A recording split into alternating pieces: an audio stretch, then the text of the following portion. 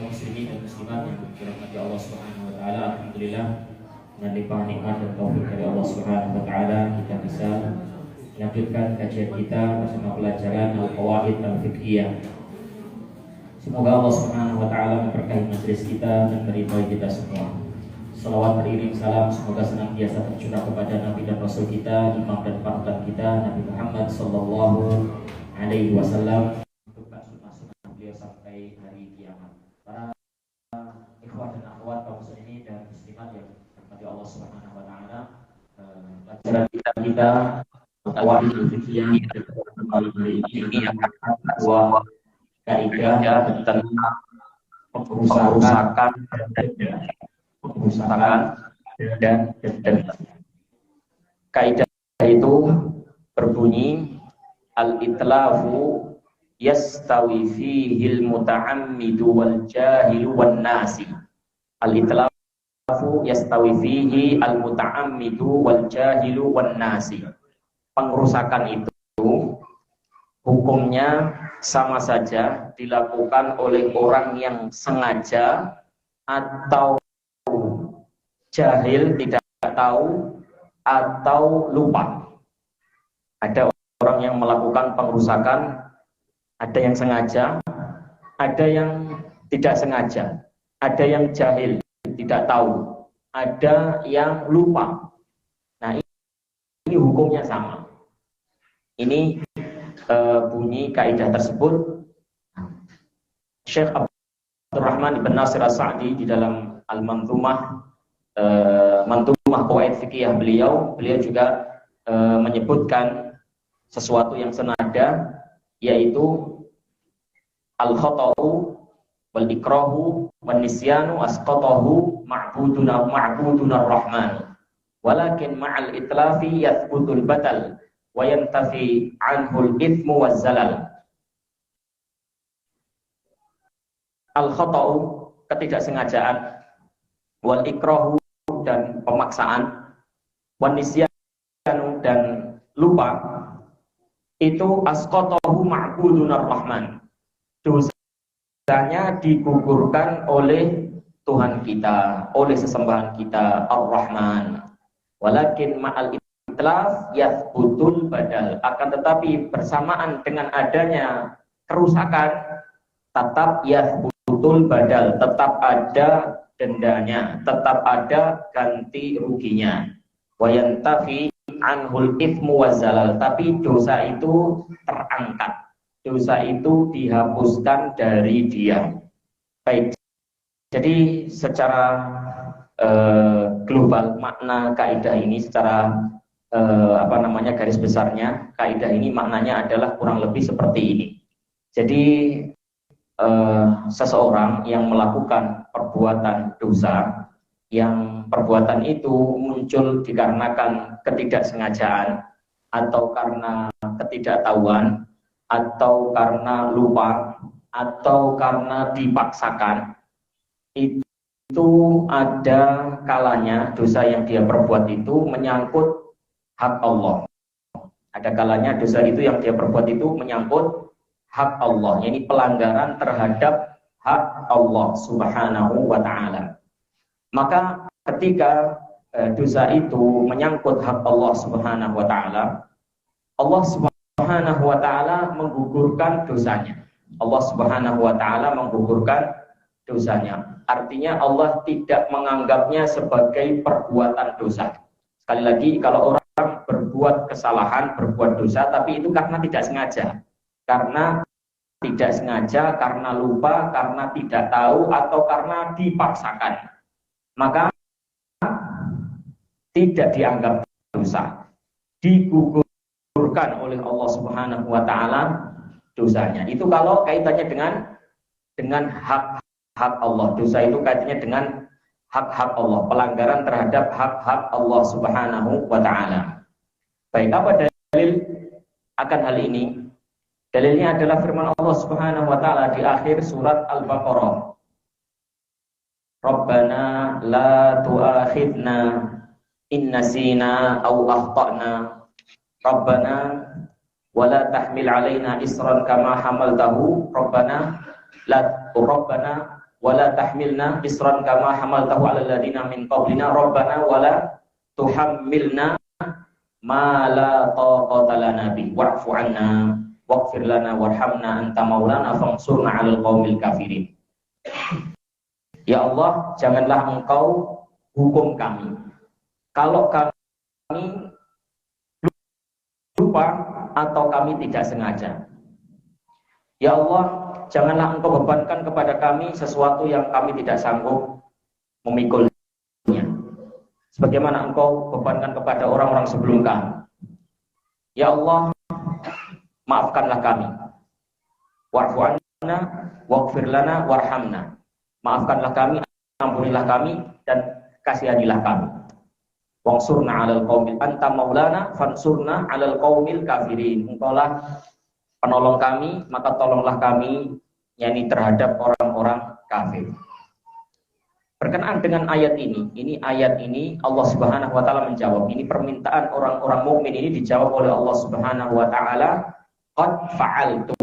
Qad fa'altu. Iya, aku sudah kabulkan. Aku sudah kabulkan. Jadi tadi ada doa, Rabbana la tu'akhidna in nasina aw akhtana. Ya Allah, janganlah Engkau hukum kami ketika kami lupa atau tidak sengaja. Nah, Allah menjawab, qad fa'altu. Ya, sudah aku kabulkan. Nah, ini dalil bahwasanya perbuatan-perbuatan yang dilakukan oleh seorang hamba, pelanggaran terhadap hak Allah. Nah, kalau dilakukan karena lupa, tidak sengaja, atau dipaksakan, atau tidak tahu hukumnya, maka Allah Subhanahu wa taala mengampuninya. Allah tidak menganggapnya sebagai dosa. Adapun kalau dosa itu kaitannya dengan hak makhluk, dengan hak manusia, dengan hak Bani Adam, dan menyebabkan kerusakan pada sesuatu yang dimiliki oleh mereka, entah nyawa, entah harta, entah kehormatan. Jadi berbuat dosa yang kaitannya dengan hak manusia sampai-sampai rusak hak kepemilikan manusia, barang-barang manusia, benda-benda yang dimiliki oleh manusia itu sampai rusak. Hartanya mungkin rusak, nyawanya mungkin melayang, kehormatan dirinya mungkin juga tercemarkan. Intinya pokoknya dosa itu menyangkut hak manusia. Tidak sengaja juga sama, tidak sengaja, lupa atau dipaksakan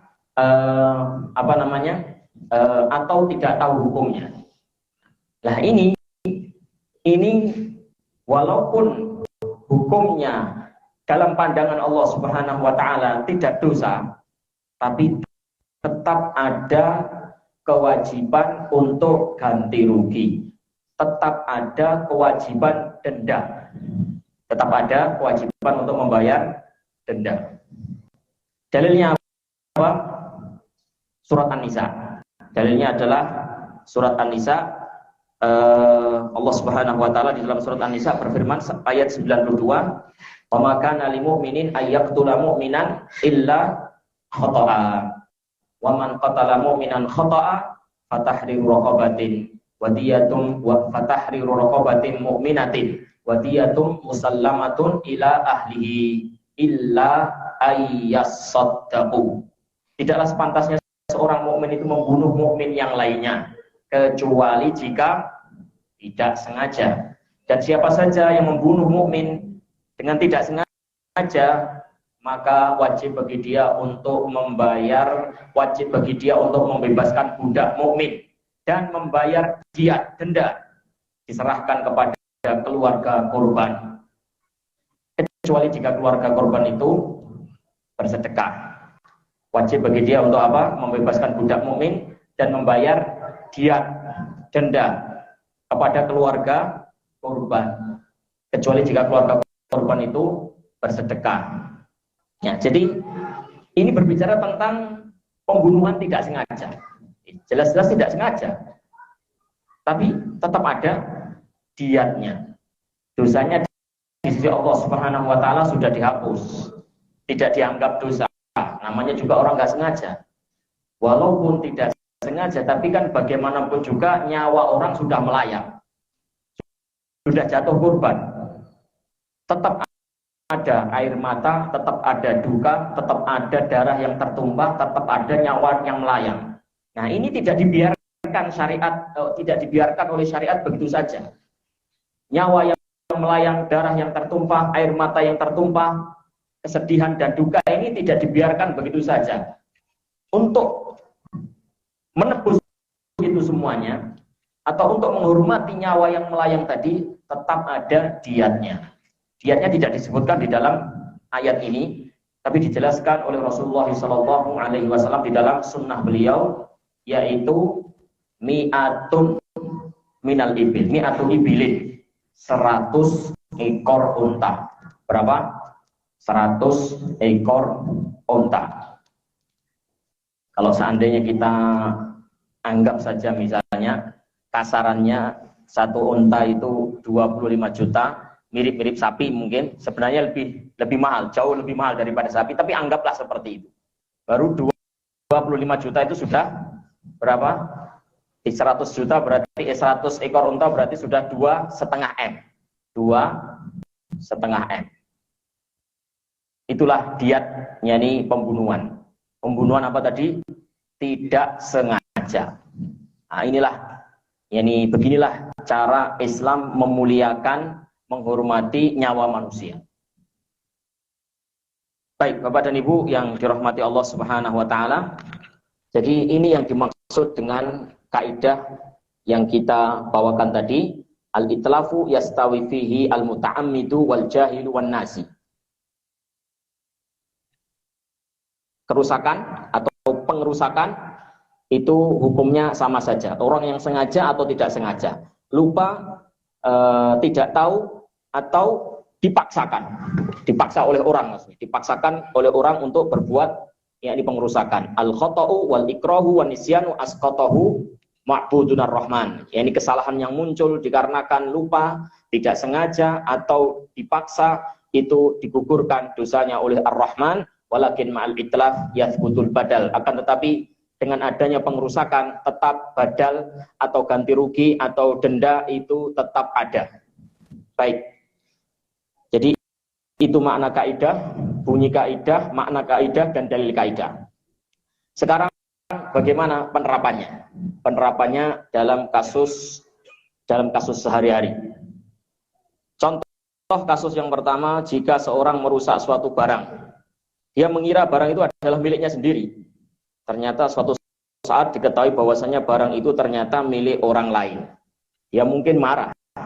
Nah, biasanya orang marah kan banting piring, banting gelas, banting apa gitu ya. Ya ini dia ngira itu barangnya sendiri, HP-nya sendiri, gelas-gelasnya sendiri, nyapo tak banting-banting barangku dewi. Ternyata setelah suatu saat dia tahu bahwasanya itu bukan barang dia. Ternyata barang orang lain. Berarti dia merusak barang orang lain dengan tidak sengaja, ya kan? Tidak sengaja. Tidak tahu kalau itu adalah barang milik orang lain. Tetap mengganti? Iya, tetap mengganti. Nah, dia tetap mengganti. Tapi pengerusakan dia terhadap barang orang lain ini tidak dosa. Pengerusakan dia terhadap barang orang lain ini tidak dicatat dosa. Tapi ganti tetap iya. Ganti tetap iya. Jika seorang tidak sengaja menabrak orang lain, kemudian yang tertabrak mengalami luka parah, maka ia bertanggung jawab atas ganti rugi luka yang dialami dan pengobatannya. Ya, walaupun dia nggak sengaja, tapi bagaimanapun juga korban sudah jatuh. Bagaimanapun juga korban telah jatuh, maka urusan badal, urusan denda tetap dia tanggung. Jika seorang dipaksa untuk membunuh orang lain dan dia diancam, kalau tidak mau membunuh dia yang dibunuh. Orang dipaksa oleh orang lain agar membunuh. Kalau tidak mau membunuh, dia yang dibunuh. Jadi dia ditodong pistol dari belakang. Ayo, kamu bunuh orang yang di depanmu. Lepaskan peluru yang yang ada di pistolmu itu. Lepaskan kepada orang yang di depanmu. Kalau tidak, pistol yang di belakangmu yang akan melesat ke kepalamu. Nah, jadi dia dipaksa untuk membunuh. Kalau dia tidak membunuh, dia yang dibunuh. Apa yang harus dilakukan, apa hukumnya kalau dia membunuh orang yang disuruh untuk dibunuh tadi. Dia kan dipaksa, terpaksa, bahkan nyawanya terancam. Jawabnya, dia tetap tidak boleh membunuh. Dia tetap tidak boleh membunuh. Walaupun dipaksa, iya, walaupun dipaksa. Bukankah dia dipaksa dan uzur orang yang dipaksa itu dimaafkan? Iya, tapi masalahnya ini urusannya dengan hak manusia, dengan nyawa manusia. Nah, jadi keterpaksaan itu tidak membuat hak seseorang itu hilang. Hak hidup manusia, nyawa seseorang itu tetap mulia, tetap dijaga, tidak boleh ditumpahkan meskipun kita ini diancam. Baik, terus yang dilakukan kalau begitu apa? Ya, daripada antum menodongkan, melepaskan peluru kepada orang yang di depan antum, antum balik saja menodongkan ke belakang.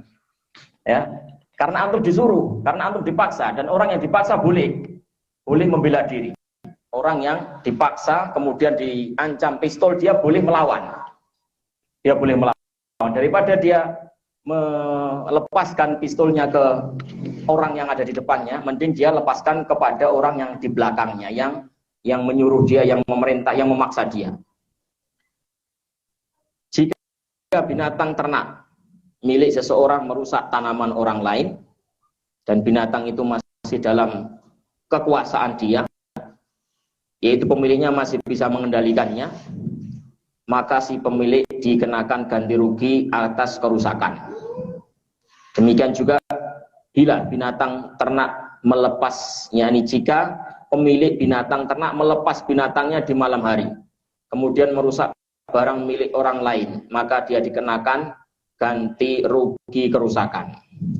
Saya ulangi, jika binatang ternak milik seseorang merusak tanaman orang lain dan binatang itu masih dalam kepenguasaan pemiliknya, artinya dia itu masih bisa dikendalikan.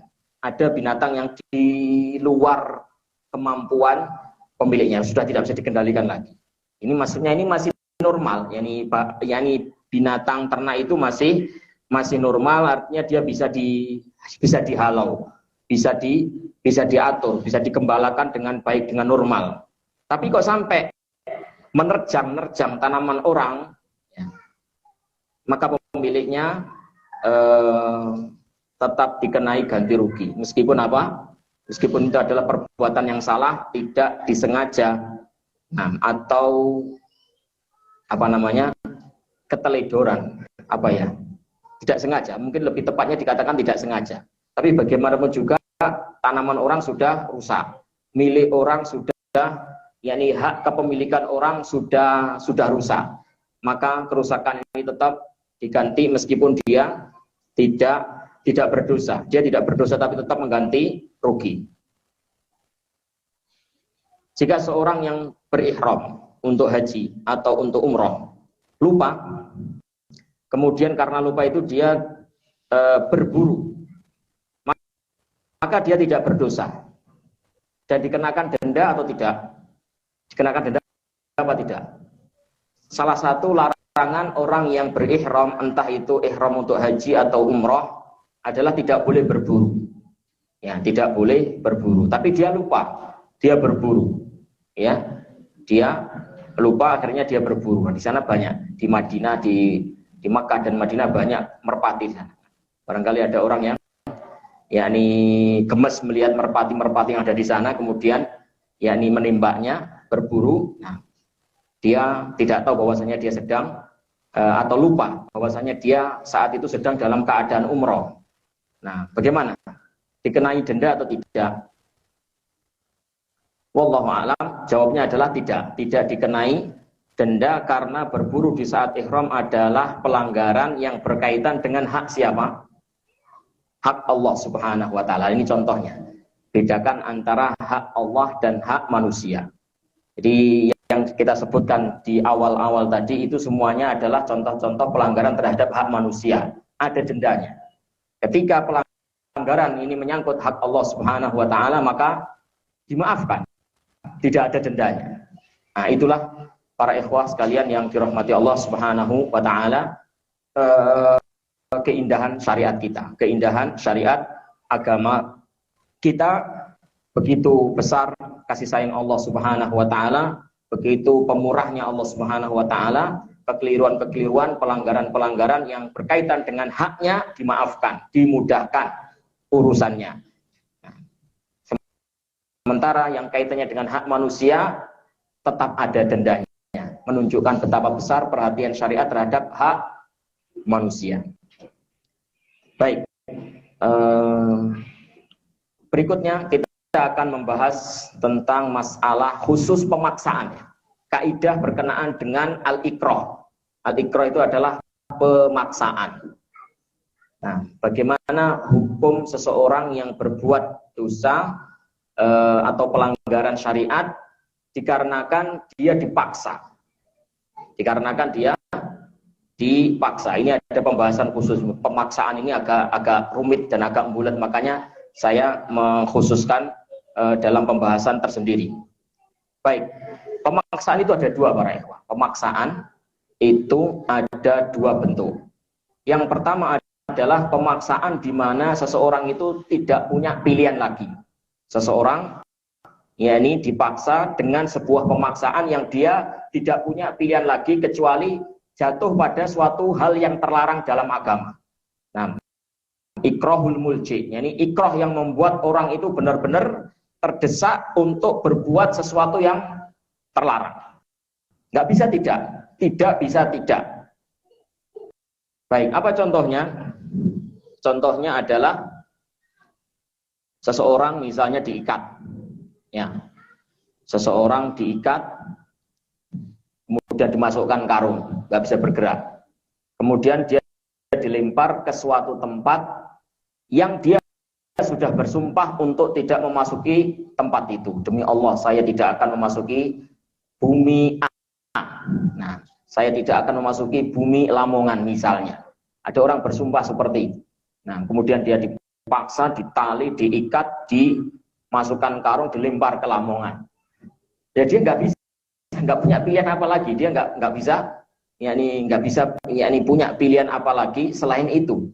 Nah,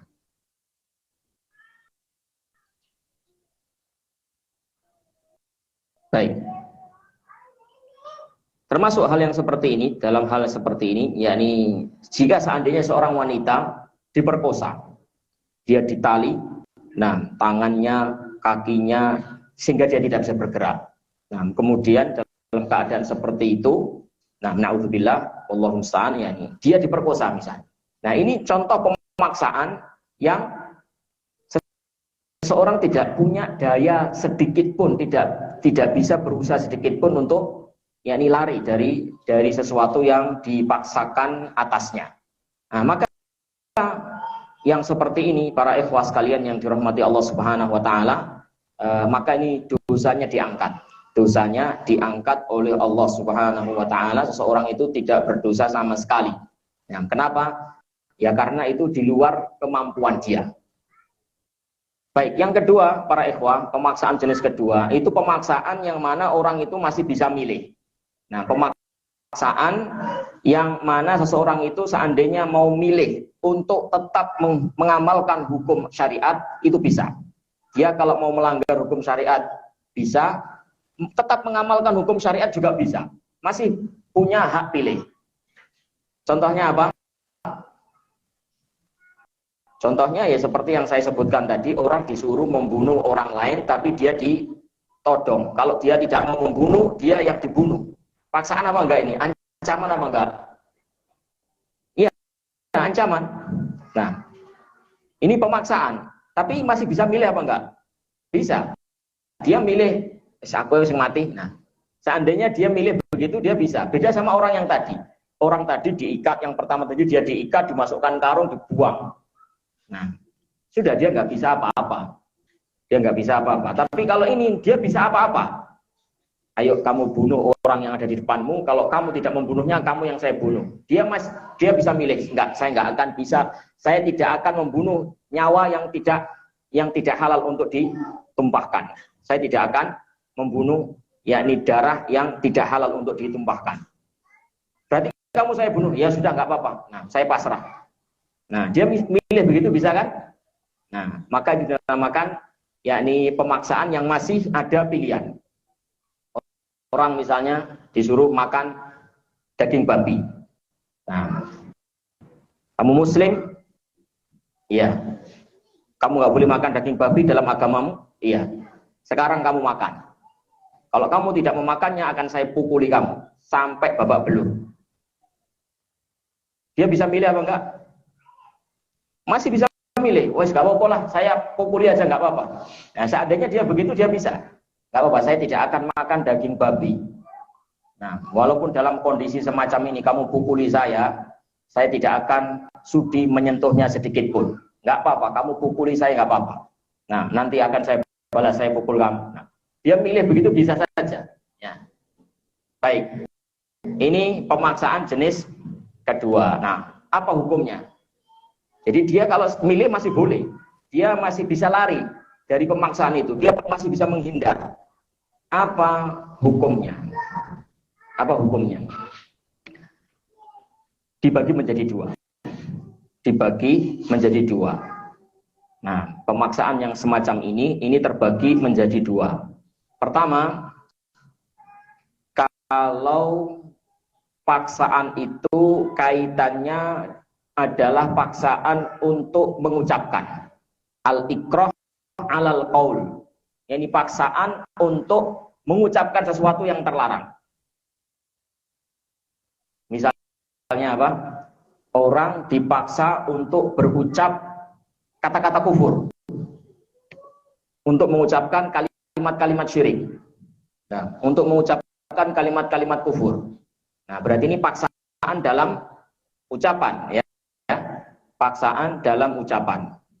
Maka ini orang semacam ini hukumnya boleh mengucapkan kata-kata kufur, kata-kata syirik, yang penting hatinya tetap beriman.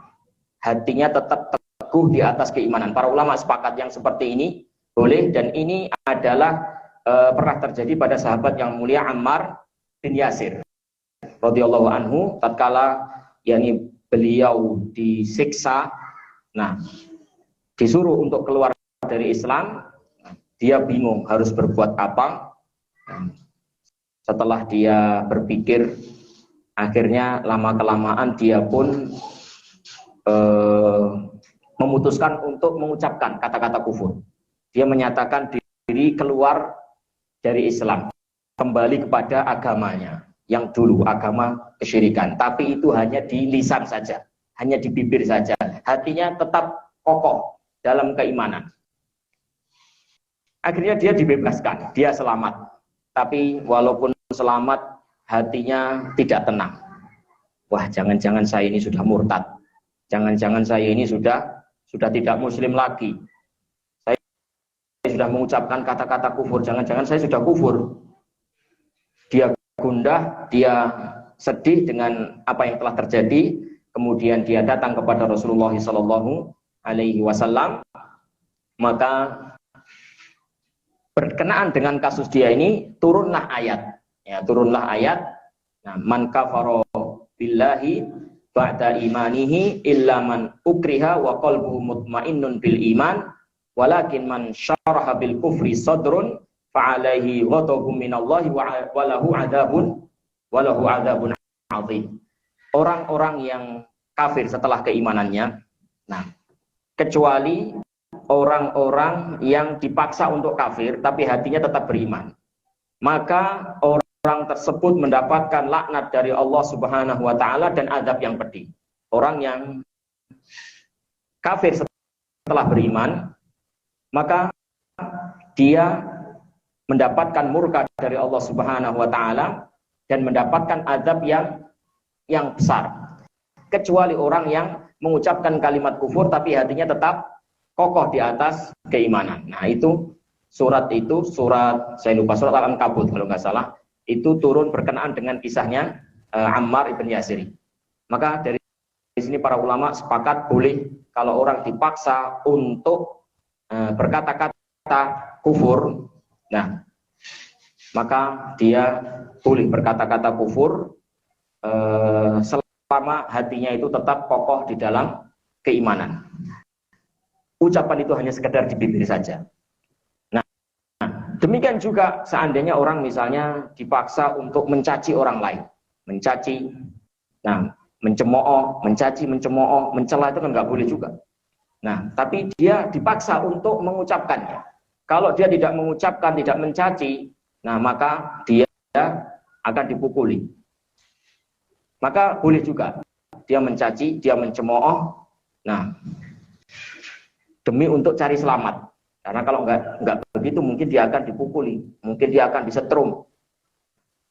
Baik, jelas sampai sini para ikhwah. Nah sekarang yang kedua, yaitu pemaksaan itu al-ikrah alal fi'il. Al-ikrah alal fi'il, pemaksaan untuk melakukan. Kalau tadi pemaksaan untuk berkata, kalau sekarang pemaksaan untuk berbuat sesuatu. Maka hukumnya dibagi menjadi dua lagi. Ribet ya. Jadi dibagi jadi dua, terus dibagi lagi jadi dua, terus dibagi lagi jadi dua. Nanti akan saya ulangi. Baik, jadi pemaksaan terhadap suatu perbuatan. Pemaksaan terhadap suatu perbuatan dibagi menjadi dua. Satu, perbuatan itu kaitannya dengan hak Allah. Perbuatan itu, perbuatan yang dipaksakan kepadanya itu adalah sebuah pelanggaran terhadap hak Allah. Contohnya, orang sedang puasa Ramadan, dipaksa suruh minum, ayo kamu minum, ayo kamu makan. Nggak bisa, saya muslim, saya harus puasa. Ini bulan Ramadan, saya harus puasa. Makan, minum, kalau enggak akan saya pukuli kamu. Maka apa hukumnya? Boleh, dia makan, dia boleh minum. Daripada dia disetrum, nah, atau dia dipukuli sampai babak belur, atau mungkin dia disayat-sayat, nah, atau siksaan-siksaan yang lain. Orang disuruh minum khamr, nah, dipaksa minum khamr. Kalau dia tidak mau minum khamr, dia akan dipukuli sampai babak belur, dia akan disetrum. Nah, apa hukumnya? Boleh dia minum khamr dan dia dimaafkan karena dia dalam kondisi dipaksakan, dalam kondisi terancam dengan ancaman yang sangat mendesak, ancaman yang sangat besar. Baik. Sekarang yang kedua adalah paksaan terhadap suatu perbuatan dan menyangkut hak manusia. Nah, menyangkut hak manusia, dipaksa oleh orang lain untuk berbuat sesuatu pelanggaran, dan pelanggaran itu kaitannya dengan hak manusia.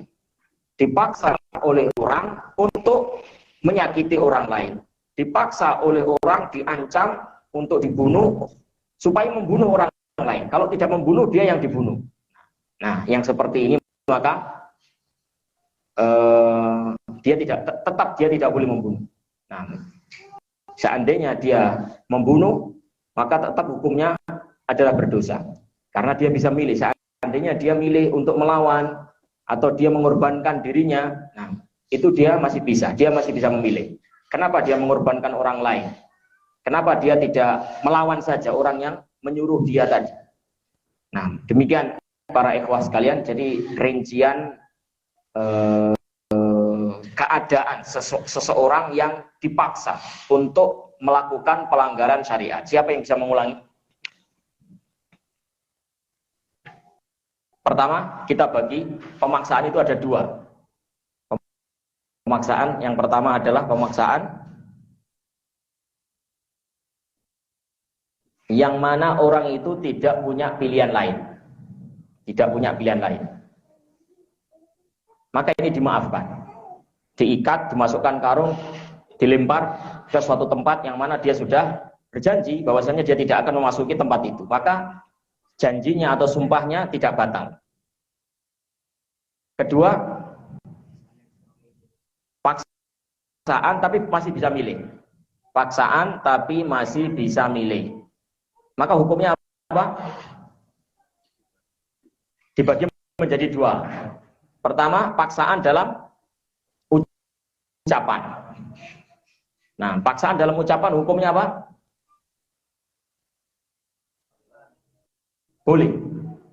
Nah, Baik paksaan itu adalah paksaan untuk berucap sesuatu pelanggaran syariat yang kaitannya dengan hak Allah, maupun pemaksaan untuk berucap sesuatu yang mengandung pelanggaran terhadap hak manusia. Hak Allah seperti berkata-kata kufur tadi, itu hak Allah. Nah, kalau hak manusia, mencaci manusia, mencela manusia, nah ini dimaafkan. Baik, yang kedua, pemaksaan dalam perbuatan, ya. Dipaksa untuk melakukan perbuatan pelanggaran. Nah, ini dibagi dua lagi. Yang pertama, pelanggaran berkaitan dengan hak Allah Subhanahu wa taala. Nah, orang berpuasa dipaksa minum. Orang, yakni seorang muslim dipaksa untuk minum khamr, dipaksa untuk makan babi. Nah, maka ini dimaafkan juga, ini dimaafkan. Kemudian yang kedua, pemaksaan untuk melakukan perbuatan pelanggaran terhadap hak manusia. Maka ini tidak. Nah, ini hak manusia tidak gugur. Dia tetap tidak boleh melanggar hak manusia. Dia tetap yakni haram hukumnya untuk yakni menerjang larangan tadi, walaupun dia dalam keadaan yakni terpaksa. Wallahu a'lam bishawab.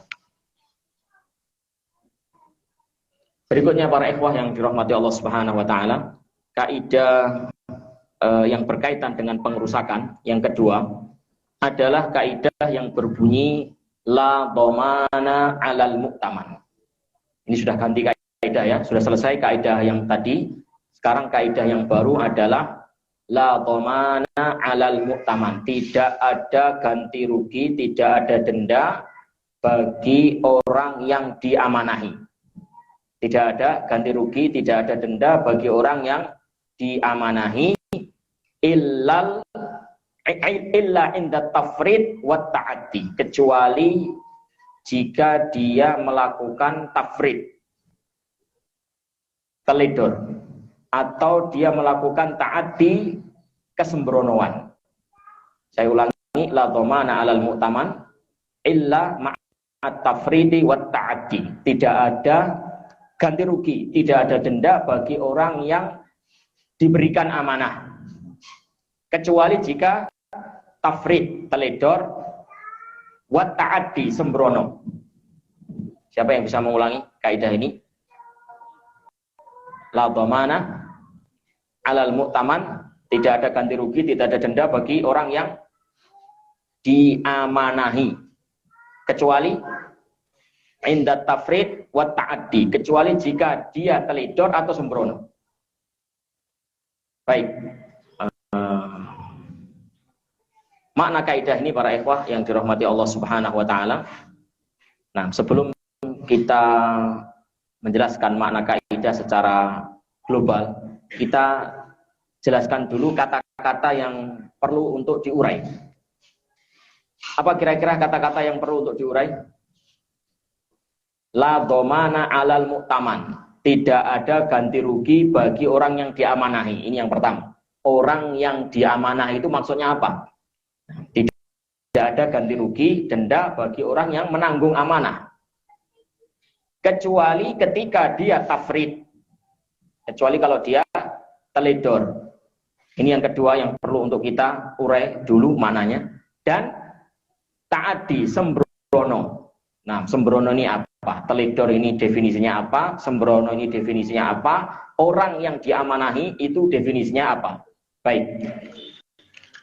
Al-mu'taman atau al-amin.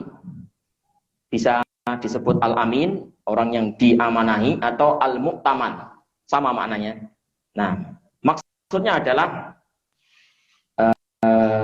orang yang pada dirinya terhadap barang milik orang lain. Orang yang pada dirinya terdapat barang milik orang lain, di mana barang itu diserahkan oleh pemiliknya kepadanya dengan keridhoannya. Orang memegang barangnya orang lain, yang mana barang itu sudah diserahkan oleh pemiliknya sendiri kepada dia dengan keridhaan dia, dengan izin dia, atau dengan izin syariat. Nah, diizinkan oleh syariat atau diizinkan oleh pihak-pihak yang berwenang. Saya ulangi, al-mu'taman adalah orang yang memegang barang orang lain yang sudah diserahkan kepadanya oleh pemiliknya sendiri dan pemiliknya yang mengizinkan. Ya, jadi dia diberi wewenang oleh pemiliknya, atau dia diberi wewenang diizinkan oleh syariat, atau dia diizinkan oleh pihak-pihak yang berwewenang. Nah, belum jelas kan? Nah, dengan contoh nanti akan semakin jelas. Baik, apa saja contoh-contoh al-amin, al-umana, atau al-mu'taman, orang-orang yang menanggung amanah. Baik, ada kurang lebih 7 contoh akad. 7 contoh akad, yakni yang melibatkan al-amin atau al-mu'taman, orang yang diberi wewenang. Yang pertama adalah akad wadi'ah. Nah, orang yang diberi amanah dalam akad wadi'ah itu namanya adalah al-wadi'. Al-wadi'. Al-wadi' itu adalah orang yang dititipi barang, diamanahi untuk menjaganya. Ya, dititipi barang. Tolong jaga barang saya. Titip ya. Titip. Tolong simpan barang saya. Itu namanya apa? Akad wadi'ah. Itu namanya akad wadi'ah. Orang yang dititip itu namanya adalah al-wadi'. Nah, dia mu'taman, dia adalah al-amin. Dia adalah orang yang diserahi amanah. Dia memegang barang orang lain kan? Nah, siapa yang memberikan? Ya orang pemilik barang itu sendiri. Jadi dia sudah diizinkan oleh orang tersebut untuk memegang barangnya. Yang kedua, akad wikalah, akad wakalah.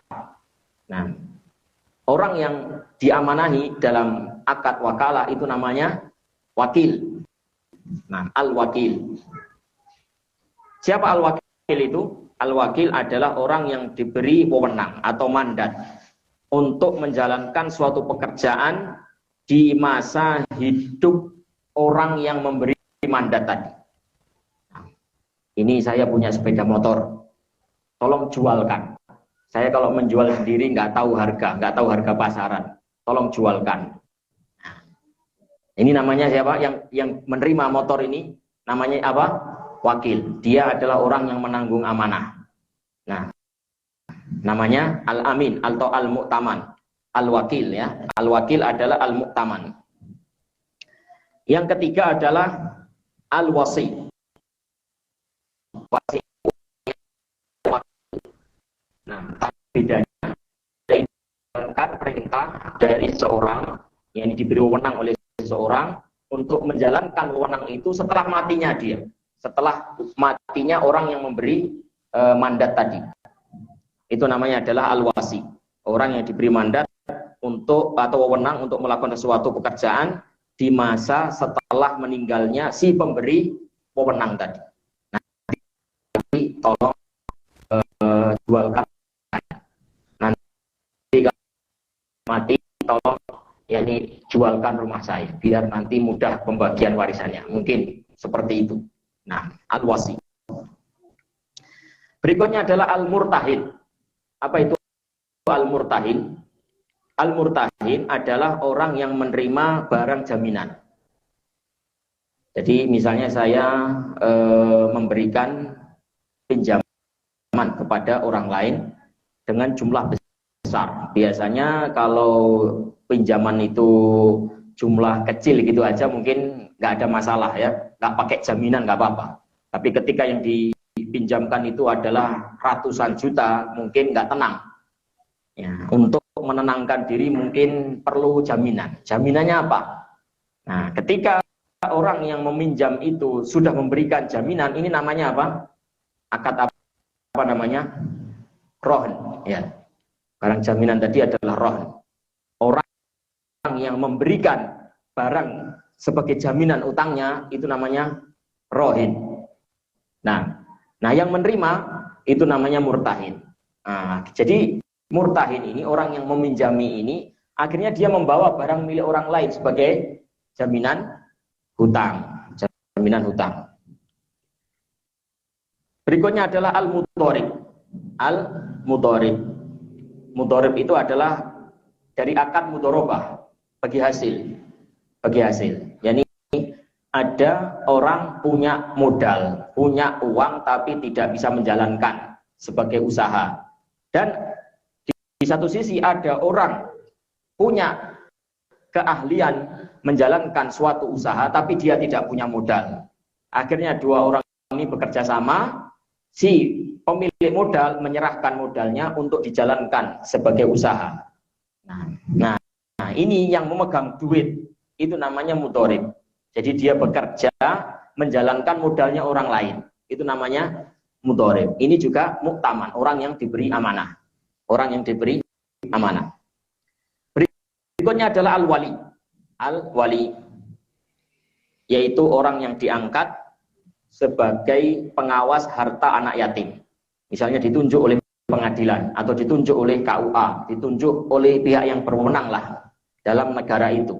Nah, ada anak yatim yang hartanya banyak. Mungkinkah anak yatim punya harta banyak? Kalau dalam Islam mungkin. Nah, kenapa? Karena anak itu ahli waris, bisa jadi ahli waris. Nah, kalau seorang meninggal dunia, nah punya istri, punya anak laki-laki apalagi, itu warisannya lebih banyak anak laki-laki daripada istri. Tapi kalau nggak diterapkan, Islam nggak diterapkan, mungkin yang kaya si istri. Kalau seorang meninggal dunia, kadang istrinya naik tahta, terkadang naik tahta. Jadi dia yang menguasai harta itu semuanya. Nah, tapi sebenarnya nggak seperti itu. Ada pembagiannya. Jadi untuk istri 1/8, karena si mayit punya anak. Anaknya laki-laki asobah. Asobah itu sisa. Jadi 1/8, sisanya 7/8. Sisanya 7/8. Anggaplah ahli warisnya cuma ini, istri dan anak. Berarti 1/8 untuk istri, 7/8 untuk anak laki-laki. Masih kecil, anaknya itu masih kecil. Nah, berarti anak yatim kaya. Anak yatim kaya masih kecil. Mungkin kalau nggak diatur pengeluarannya bisa boros. Dia mengeluarkan untuk jajan yang tidak bermanfaat bagi dia. Nah, harta banyak dibelikan mainan semuanya, dibelikan ciki-ciki semuanya. Repot. Nah, ciki sekarung. Nah, ini ada wali. Ada wali. Nah, ini orang yang ditunjuk untuk menjadi pengawas harta anak yatim. Nah, ini juga al-muktaman namanya. Al-wali ini adalah muktaman. Yang berikutnya, yang ketujuh adalah nadhirul waqaf. Nadhiru al-waqaf, orang yang ditunjuk untuk menjadi pengawas wakaf. Nah, ada tanah. Nah, tolong ini kami serahkan kepada Masjid Jirona. Tolong ini nanti difungsikan untuk pembangunan perluasan masjid ini. Saya tunjuk salah satu orang, yakni untuk mengawasi. Nah, itu namanya yakni nadhir. Nadhiru al-waqf, nadhirul waqaf. Jadi ada 7 ya. Ada 7 akad yang melibatkan orang-orang yang diamanai. Apa tadi? Yang pertama, akad wadi'ah. Nah, siapa yang diamanai dalam akad wadi'ah? Al-wadi, namanya al-wadi, orang yang menerima titipan barang. Yang kedua, al-wakil, dalam akad wakalah, orang yang menerima wewenang untuk menjualkan atau membelikan suatu barang. Atau wewenang apa saja lah, wewenang. Pokoknya saya punya barang, tolong bagikan. Atau tolong jualkan. Saya punya duit, tolong belikan mobil, dan seterusnya. Ini wakil. Al-wasi, setelah meninggal. Bedanya sama wakil, kalau wakil tadi masih hidup, kalau wasi masih sudah mati. Masya Allah. Nah, al-murtahin, orang yang menerima jaminan hutang. Al-mudharib, orang yang menerima modal dari orang lain untuk dijalankan sebagai usaha. Nah, al-wali, orang yang ditunjuk untuk mengawasi hartanya anak yatim. Dan yang terakhir nadhiru al-waqaf. Nah, baik. Itu adalah makna dari al-amin atau al-mu'taman. Jadi orang-orang yang terlibat dalam akad-akad itu tadi, itu adalah orang-orang yang mu'taman. Nah, kalau kita kembali kepada kaidah tadi, la dhamana alal mu'taman, tidak ada denda ganti rugi bagi orang yang diamanahi. Illa indat tafrid. Nah, sekarang tafrid, kecuali kalau tafrid. Nah, kita bahasakan teledor gitu saja. Wat ta'addi, ta'addi kita bahasakan sembrono. Coba pemahaman antum terhadap istilah teledor dan sembrono ini apa? Beda apa sama? Teledor dan sembrono. Sama apa beda? Hah?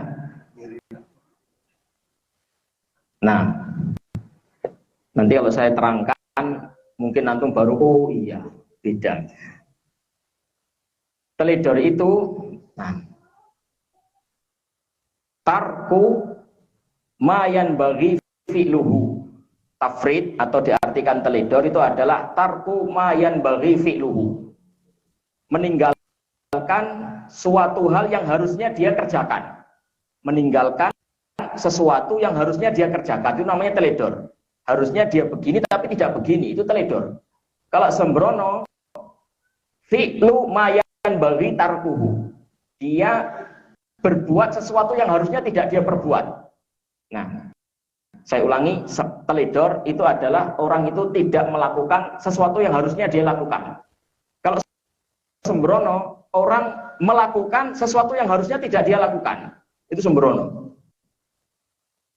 Nah ini kalau terjadi ini baru dia dikenai denda. Ya, kalau dia seperti ini baru dia dikenai denda. Baik. Jadi siapa yang bisa ngasih contoh teledor?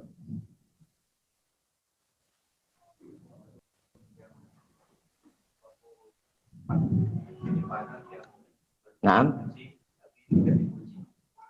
baik, sesuatu yang harusnya dia kunci tapi tidak dia kunci.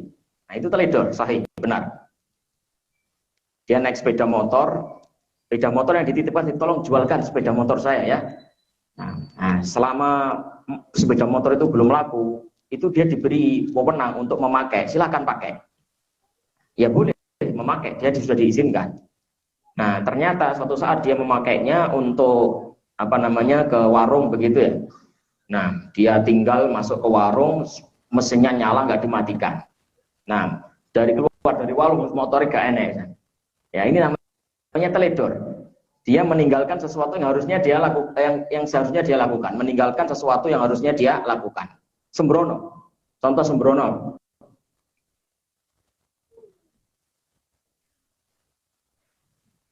Tarku fi'lu malayan bagi, yakni fi'lu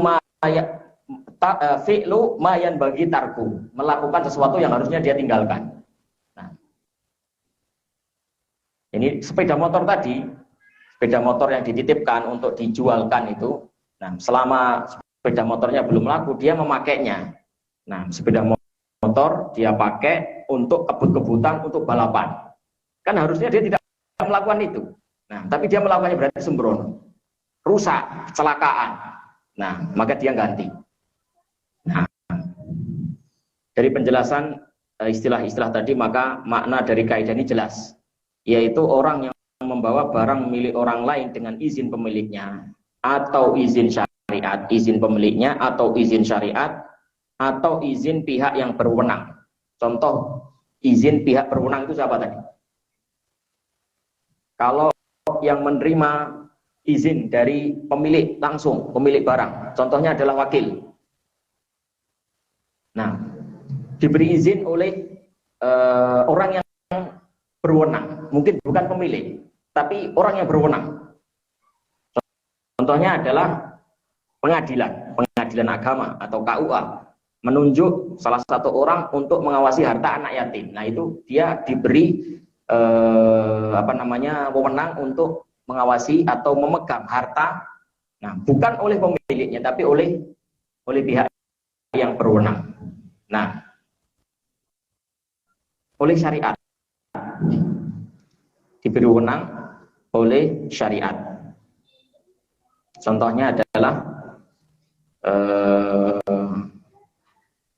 mudharib ya. Orang yang diberi harta oleh orang lain, nah dia diberikan wewenang, yakni oleh orang lain itu pemilik itu dan sekaligus oleh syariat dia boleh mudharabah boleh menjalankan harta tersebut. Jadi makna dari kaidah ini orang yang memegang barang orang lain.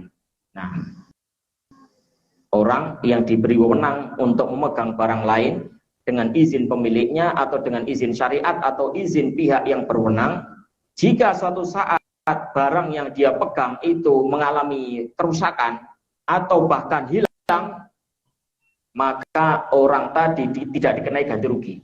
Tidak dikenai ganti rugi selama kerusakan dan hilangnya barang itu terjadi bukan karena keteledoran atau kesembronoan.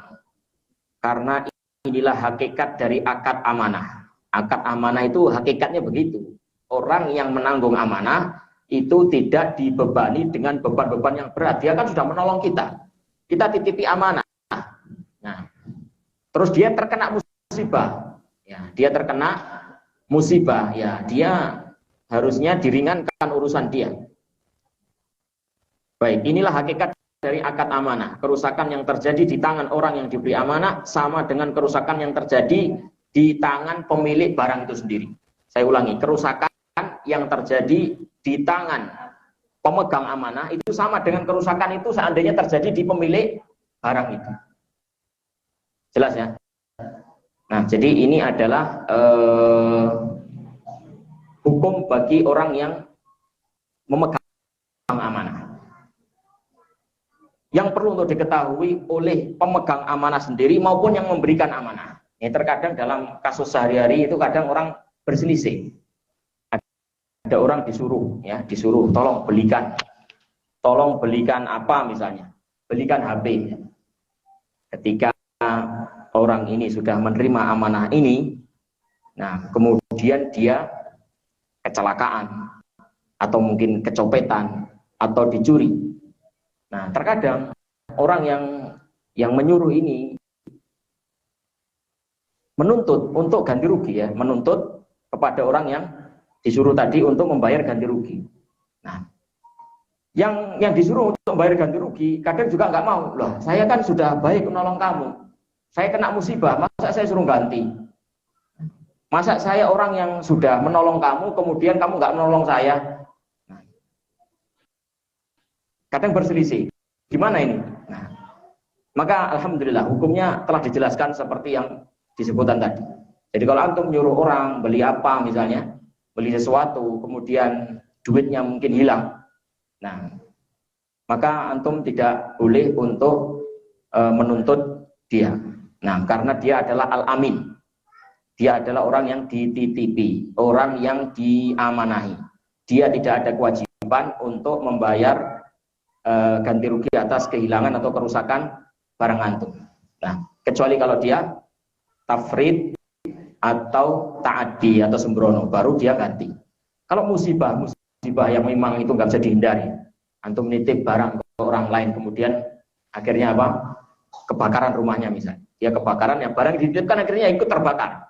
Nah, maka kita tidak menuntut dia untuk ganti rugi, yakni atas musibah tersebutnya. Dia ini sudah baik menolong kita. Kita titip, dia mau menerima titipan kita, barangnya hilang atau kebakaran rumahnya, kebakaran dia kena musibah. Nah, harusnya kita meringankan dia, memaklumi. Nah, demikian. Ini adab bagi orang yang memberikan amanah dan bagi yang menerima amanah. Baik, apa dalilnya? Ayol ikhwah. Dalil dari permasalahan yang kita bahas ini. Yang pertama adalah sabda Rasulullah Sallallahu Alaihi Wasallam yang diriwayatkan oleh Al-Imam Ibnu Majah. Nah, disahihkan dihasankan oleh Syekh Al-Albani. Nah, dari sahabat Amr ibn Shu'aib, dari bapaknya, dari kakeknya, bahwasanya dia berkata, Rasulullah Sallallahu Alaihi Wasallam bersabda, "Man udiya wadi'atan fala dhamana alaihi." Nah, barang siapa yang dititipi suatu barang, maka tidak wajib bagi dia untuk mengganti rugi atas barang yang hilang. Kemudian yang kedua adalah sebuah hadis yang diriwayatkan oleh Al-Imam Baihaqi. Nah, dan juga derajat hadis ini sahih, disahihkan oleh Syekh Al-Albani rahimahullah taala. Nah, bahwasanya Rasulullah SAW bersabda, la dhamana 'alal mu'taman, tidak ada ganti rugi bagi orang yang diberi amanah. La dhamana 'alal mu'taman, tidak ada ganti rugi bagi orang yang menerima amanah. Baik. Jadi bunyi kaidah yang kita bahas ini itu sekaligus bunyi hadis. Jadi dalil dari kaidah ini adalah langsung hadis. Kaidah itu, yakni kaidah yang kita bahas ini langsung lafadznya terambil dari lafadz hadis. Hadis yang kita baca terakhir ini tadi, la dhamana 'alal mu'taman, tidak ada ganti rugi bagi orang yang diberi amanah. Baik, wallahu a'lam bishawab. Nah, ini yang bisa kita bahas dalam kesempatan malam hari ini berkenaan dengan kaidah-kaidah seputar pengerusakan dan denda. Semoga dengan ini yakni muamalah kita yakni semakin baik dan terarah. Amin ya rabbal alamin. Wassallallahu wasallam ala nabiyina Muhammad wa ala alihi wa sahbihi ajma'in walhamdulillahi rabbil alamin. Wassalamualaikum warahmatullahi wabarakatuh.